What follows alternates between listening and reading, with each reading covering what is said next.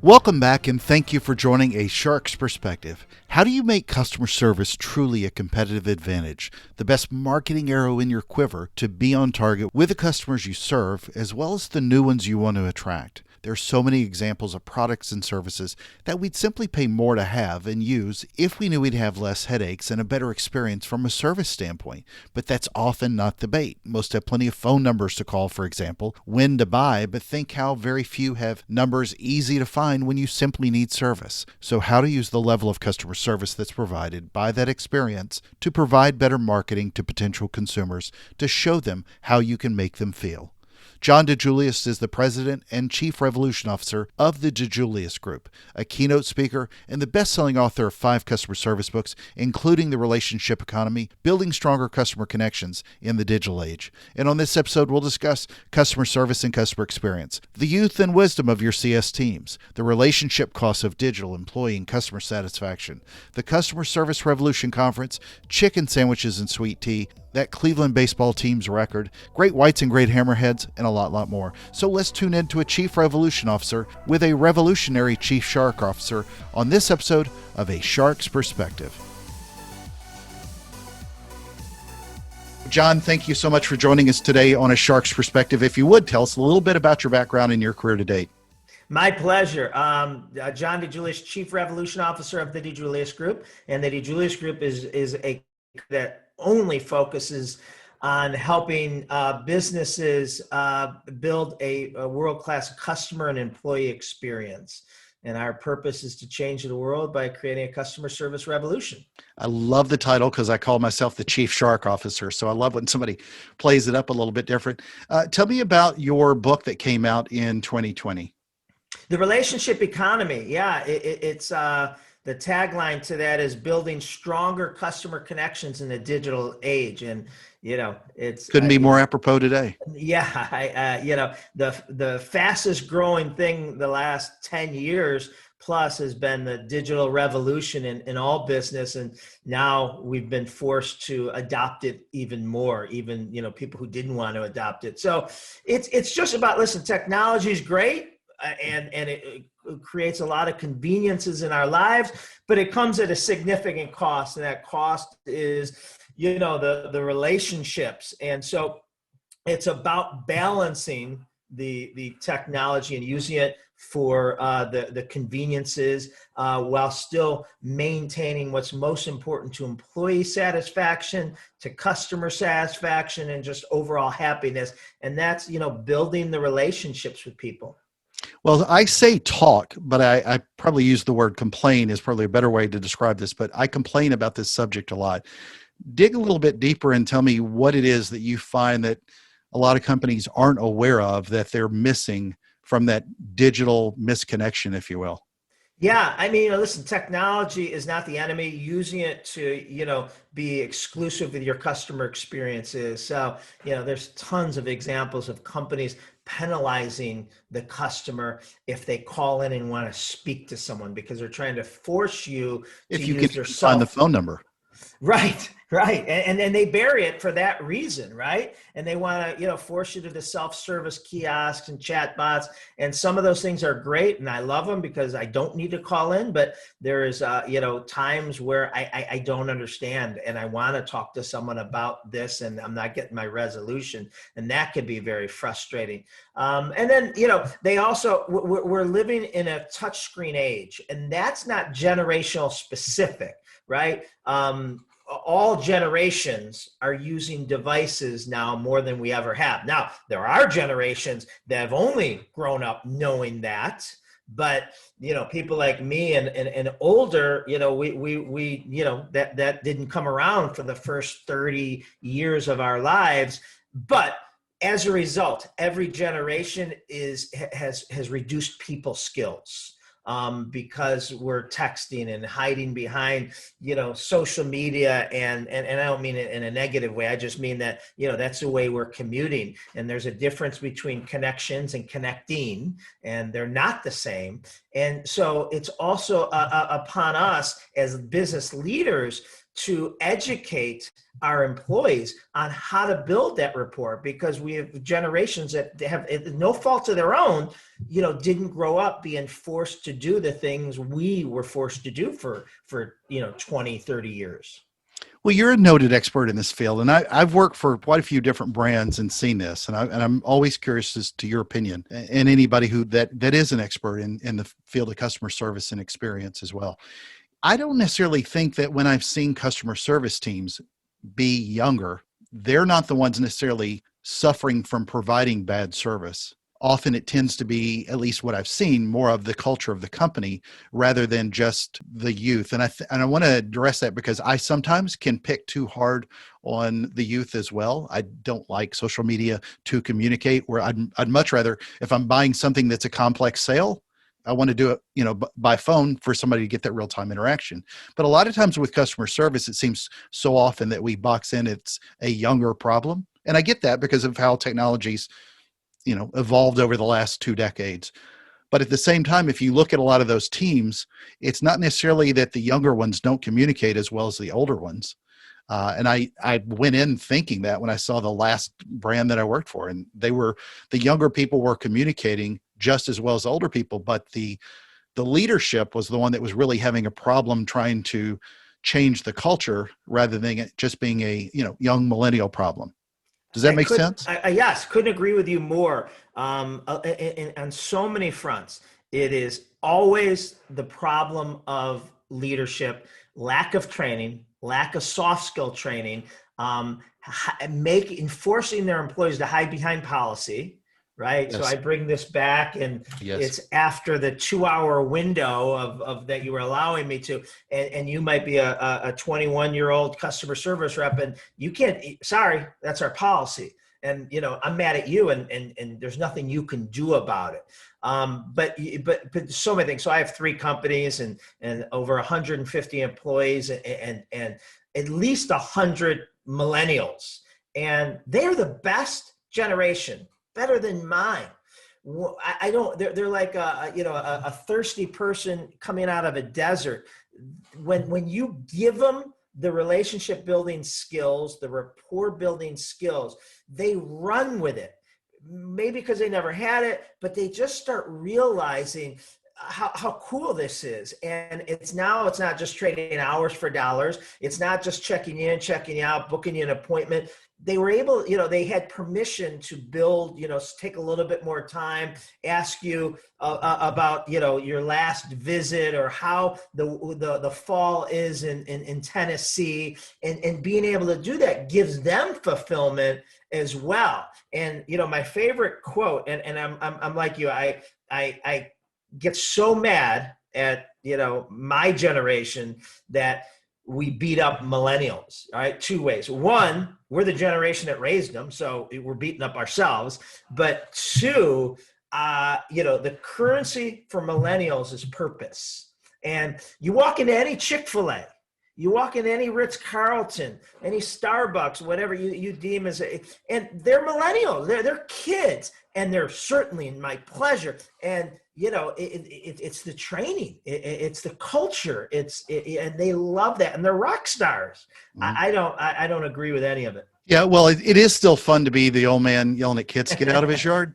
But at the same time, I think about this in particular with the hotel industry. I've got a friend who is president of a hotel. It is as nice as any hotel you're going to find in the country. They've got the same young people that have worked at other hotels. Culture could not be more different because the leadership's so much better. And that's why those are succeeding. It's not because they have more mints on the pillow. That helps the experience as well. At the same time, it's the culture driving what those young or old people do and learn. So how do you help them connect those gaps? So, it's all about, creating soft skill training. We help them, first start with a day in the life of the customer, because the biggest disconnect in almost every business is the 22-year-old working the front desk at a high-end restaurant, or an accountant, who might be, 29, 32. If you think about almost every business, the customer-facing employee is not the customer, right? 22-year-olds aren't going to the 5-star resort unless they're going with their parents. Typically, the guests are 45 years old and older. Whatever that business model is, the accountant is working with a CEO who's in his or her 50s.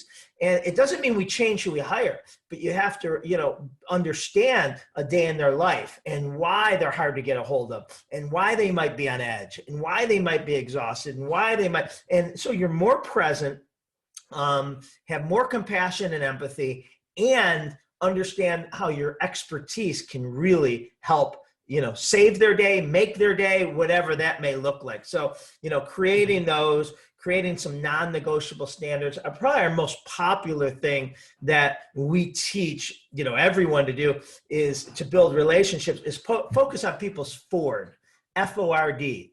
And if you focus, be it a 3-minute conversation or a 30-minute conversation, if you can learn, two things of the Ford, you not only built a relationship, you own the relationship. So Ford stands for family, occupation, recreation, and dreams. And these aren't things you got to drill people on, right? A lot of times they come up in the normal course of, I'm checking you in and I see that you flew in from Memphis. Oh, now I know where you're from, right? But just in our 90-second or whatever it was before we got on, I know where you've worked, where you've lived, prior, that you love swimming with sharks, and that may be obvious, but there was so much dialogue that, we have 4 tablets at our desks that we're copying this down. We have it in our CRM system. Now, if anyone from my team circles back with you next week, next month, next year, might be me, it might be, Lindsay, she could ask you how Memphis is, or when's the last time you were swimming with sharks, or, whatever the Ford we found out. And that really, obviously makes the customer feel an emotional connection, but it's rewarding for the employee to be able to, build that kind of rapport. Yeah, that was such a great point. It does seem obvious, though, that with a younger generation, and I didn't necessarily even think this is where we were going to kind of go with this, but it's an interesting subject. It does seem more apparent, though, with a lot of the younger generation that they are really struggling to make that connection, whereas a lot of older people in a service level business understand how to make the connection. Why do you think that is? I mean, we're giving them credit, but if I'm playing sort of devil's advocate to what we were just talking about and arguing against, where do you see that problem really stand out that much more because they're younger and maybe less learned, if you will, not less smart. They're smarter than we are, but less learned maybe.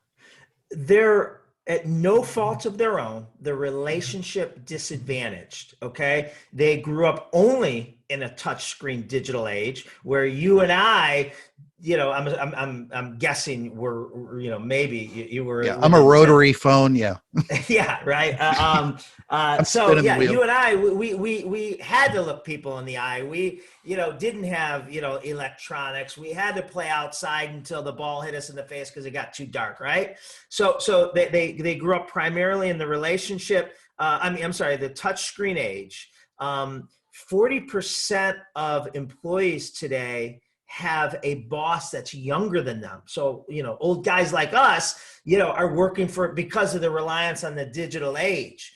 No one's teaching this in school. No one's teaching this at home, right? One of the reasons why we're guilty, our generation, is we handed our kids an iPad to be their babysitter so we can get more work done. And then we're criticizing, how they're addicted to these devices. So there's many, reasons along that way that their relationship disadvantage. So, make no mistake about it. The problem is business leaders to fix this by having these soft skills part of their orientation, not just operationally, right? How to process the order, how to book the appointment, how to dot the I's and slash the T's, but how to build rapport. Where do you think, because I've also heard you talk about this in regards to your conference, but we're leveraging this, Seth Godin's brilliantly spoken about, leveraging customer service as a marketing tool. How do you think that people can use the level of customer service that's provided in that experience to provide better marketing to potential consumers? So great question.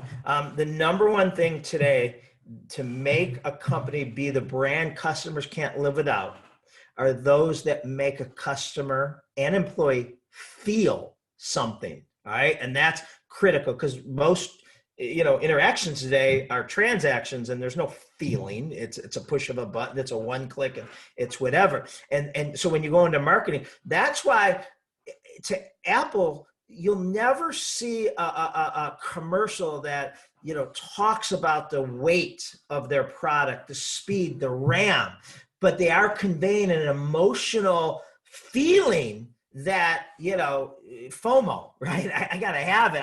The 5G, I got to have the cameras. I got to be able to do all these things. And that's the same with everything. And so historically, I believe marketing was our offense and customer experience was our defense. Customer service was our defense, meaning, what you were talking about earlier, go out and advertise like hell. And then when we piss them off, have some people on the phones to try to put the fires out. And that's the defensive side. To me, that's like, having, great offense in baseball, but horrible pitching. Doesn't matter how many runs you score because they're going to probably score just as many, if not more. And it's a hole in the boat. Today, Seth Godin's done a great job. And today, the customer experience is your best marketing. You let that speak for itself. And, word of mouth, word of mouse, whatever it may be, is going to, explode and do a lot of the marketing for you. By the way, just to add, I don't really necessarily think that you are a good person to necessarily give a good baseball analogy because you haven't had good baseball in Cleveland except 1 year out of the last 100. Wow. It's another story. But since 1948, 48 was the last time we won it.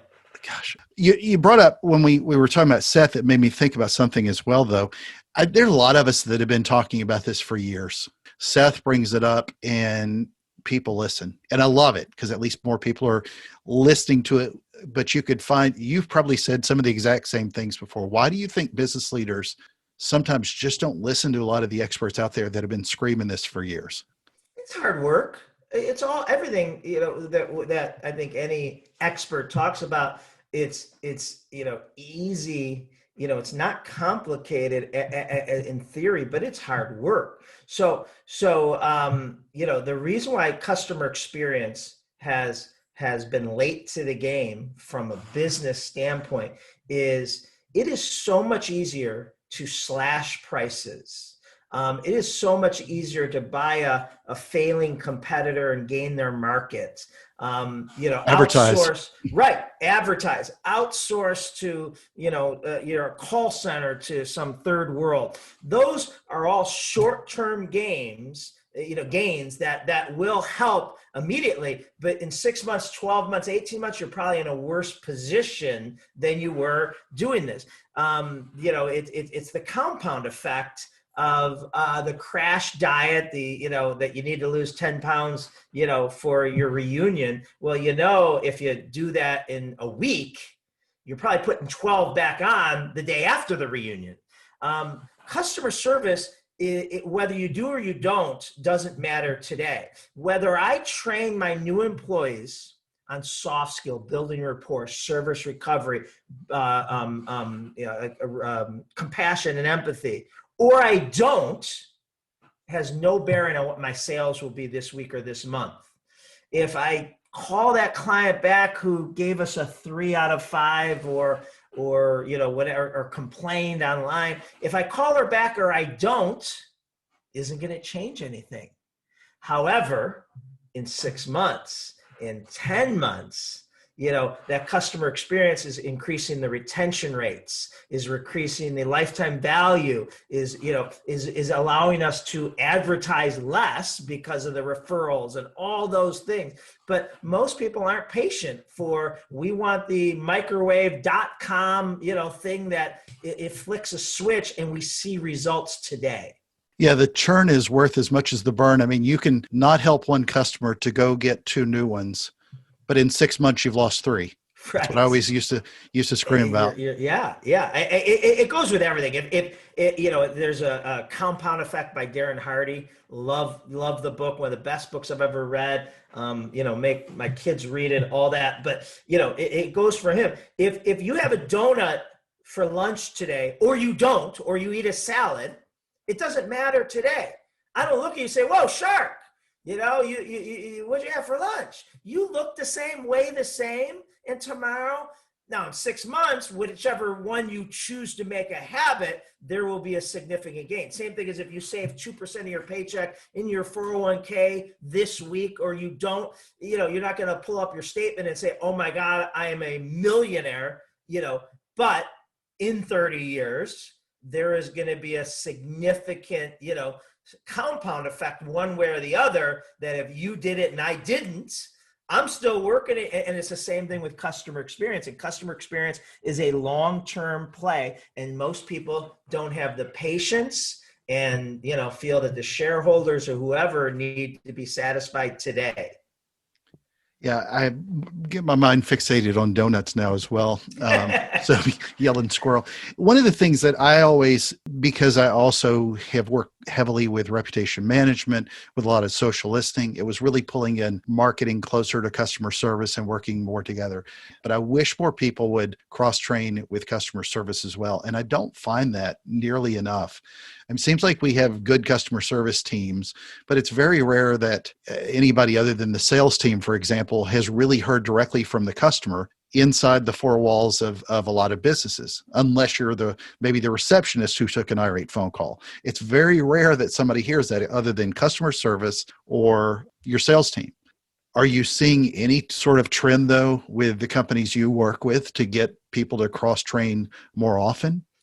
And you bring up such a good point. We call them invisible service providers, Yeah. and those are the people that don't touch or come in direct contact with their customer, but they have a customer. It might be the person in the cube next to them. It might be the franchisee at the location, in Tennessee or Cleveland.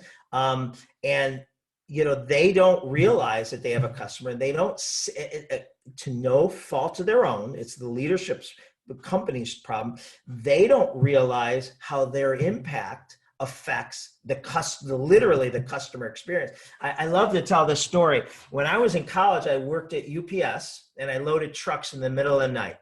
And if you had asked me back then, 40 years ago, whatever it was, "Do you have a customer?" I would have laughed. I said, "The box? Like, if I don't step and crush the box, yeah, that's my customer." That would have been my answer. And some days I did a good job, and some days, it was 3 a.m. to 8 a.m. Some days I probably went from the bar to work and, didn't do as good of a job as I could have. And the next day, the driver would come in, screaming at me.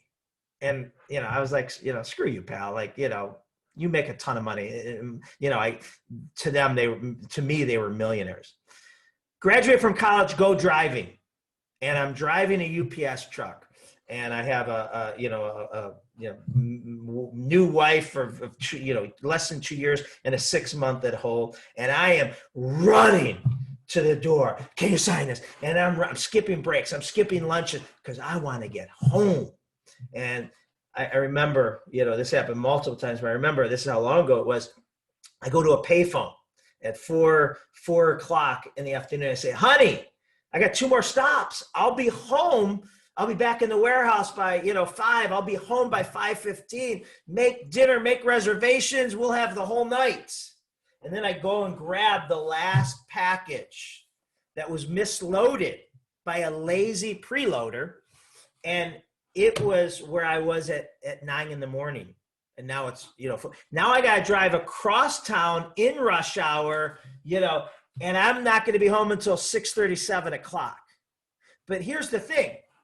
It was UPS's fault. It wasn't until I became a driver that I understood how the preloader made and broke my day.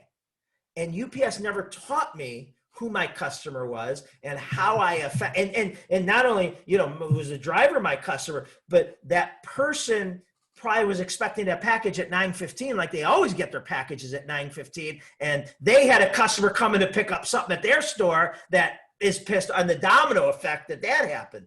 But again, love UPS, but they didn't teach me. And so we have to teach. And just like you said, whether it's shadowing customer service, whether it's a ride along, whether it's, sitting in the warehouse. So I could look and say, man, Shark, I didn't realize how hard your job was. I thought you just sat back here and played cards all day. No, yeah, and I feel so bad because I'm demanding. I come in at 4:45 and say, hey, I need this right away. And, I didn't realize, you have 17 other people that do the same thing. And now I'm going to be a little bit, hey, Shark, I know you're busy. You do a great job. When you get a chance, can you get me this, right? It's a totally different approach. So I know I went off on a tangent there, but it was a great,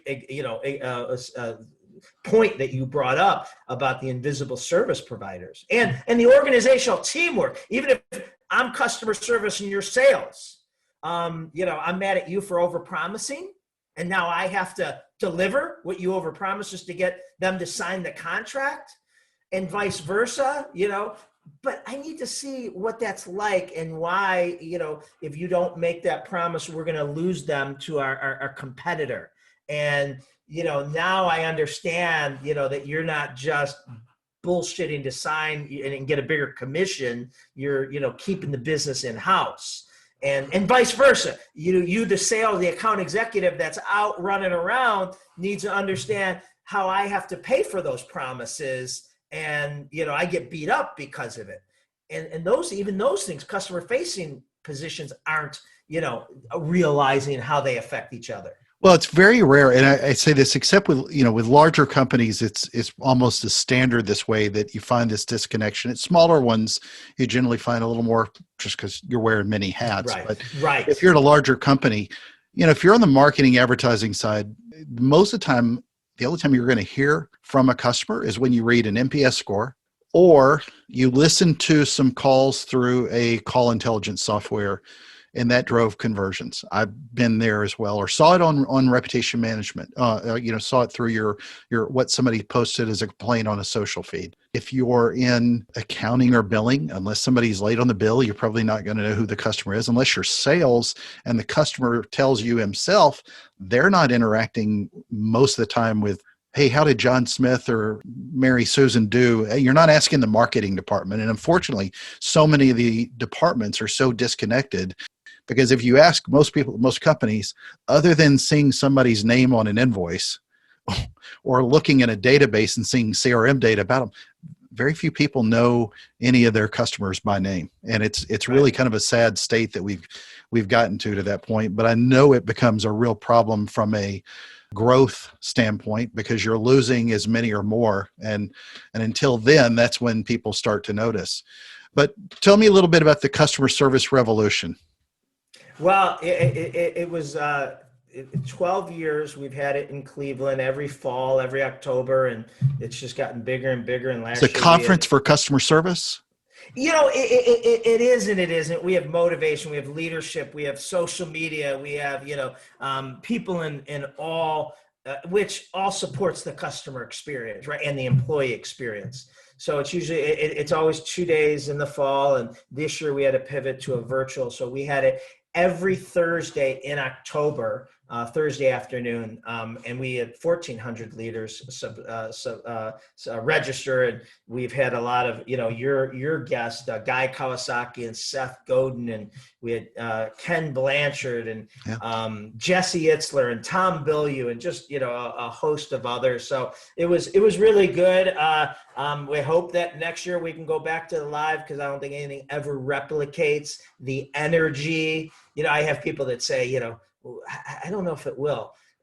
And I when it can, they say, I don't know if people will ever go back. I said, listen, you could, whoever your band is, your Kiss or, I'm thinking of, well, I don't know enough young bands, but, we could sit at home and watch them on YouTube and play the 8-track, whatever the heck they play these days on iTunes. Or we go to the concert, and we still go to concerts because you can't replicate the energy and the community and, all those things. And years ago, we could have just stayed home and watched Simon Sinek or anyone on YouTube, but we pay a lot of money to go to these conferences and be part of these conferences because, not only seeing them, but sitting next to someone and learning about them and going, on break and saying, well, how do you do that? And how do you do that? And it going all the way into midnight and getting away from it all. So I think, those physical conferences there'll be a hybrid, but I think they'll never go away. Well, you definitely need a revolutionary shark. So yes. Some We will have that. One of the things I think that to keep it timely as well as timeless, but obviously 2020 has given us a new way to look at what we were doing wrong and what we need to fix. Are you seeing that, at least from what you're hearing from other people in the field, that this is being addressed properly for going forward? Because it's very easy. It was easy for me at the start of the pandemic to think that customer service was going to fall off of a cliff. And it has, to some degree. Your wait times are longer. However, a lot of the people that we wait on now are a lot more empathetic than they used to be. And that's at least one plus. I'm not screaming as loudly on calls anymore. It goes both ways, right? Because you have empathy fatigue. Oh, absolutely. And empathy fatigue is normally for the industry, funeral homes and technology that deal with, high customer pain.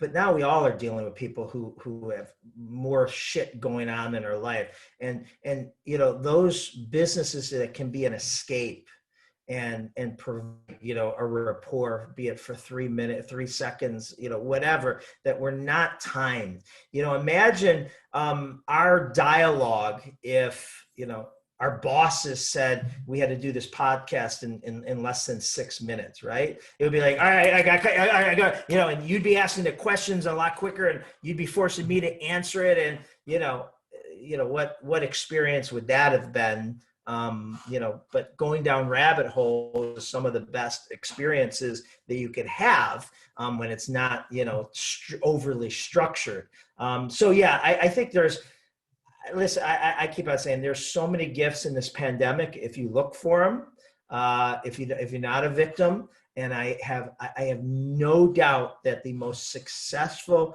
entrepreneurs and businesses will look back in probably 6 to 18 months and say 2020 was actually our best year ever because what it forced us to do.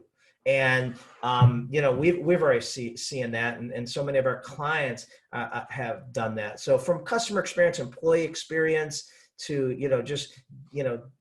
stop doing the stuff you shouldn't have been doing anyway. I like a recession.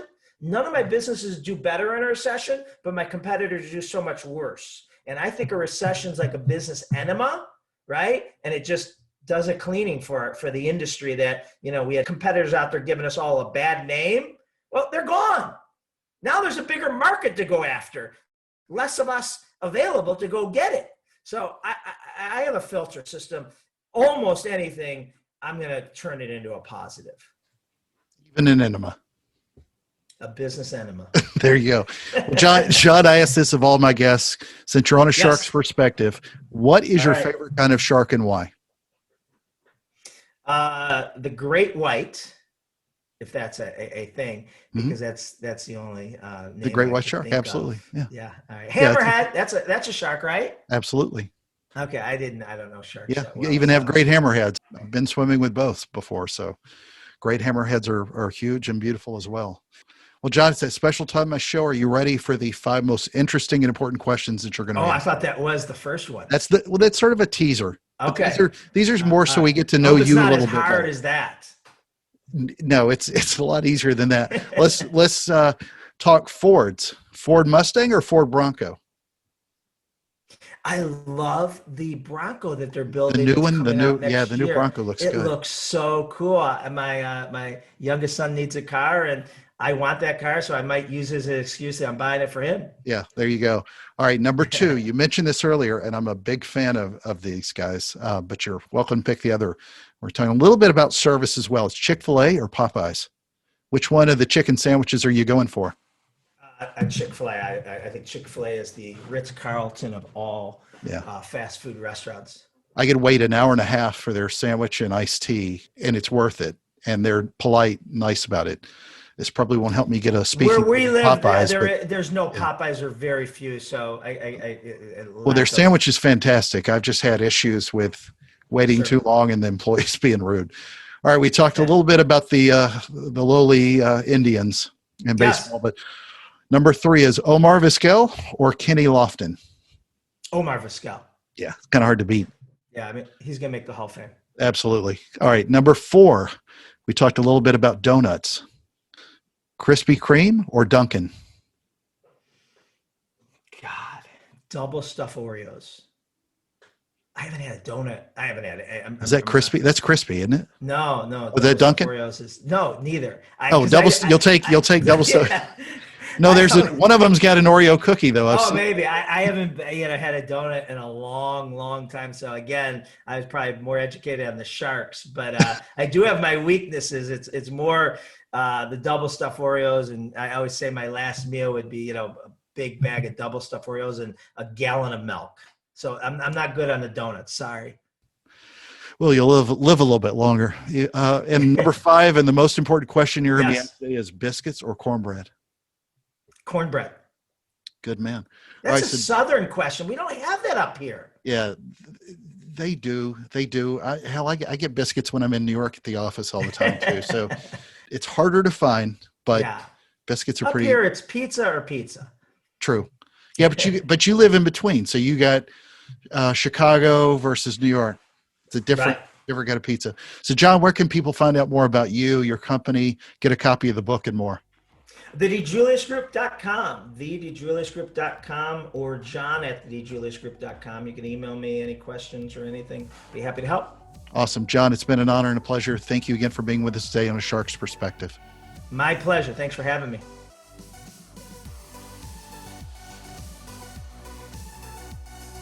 So there was my conversation with John DiJulius, the President and Chief Revolution Officer of the DiJulius Group. He's a keynote speaker and the best-selling author of 5 customer service books, including The Relationship Economy, Building Stronger Customer Connections in the Digital Age. Let's take a look at 3 key takeaways from my conversation with him. First, this is such a great point. When you force a customer to only have a digital relationship with you, then it can easily drive customers away.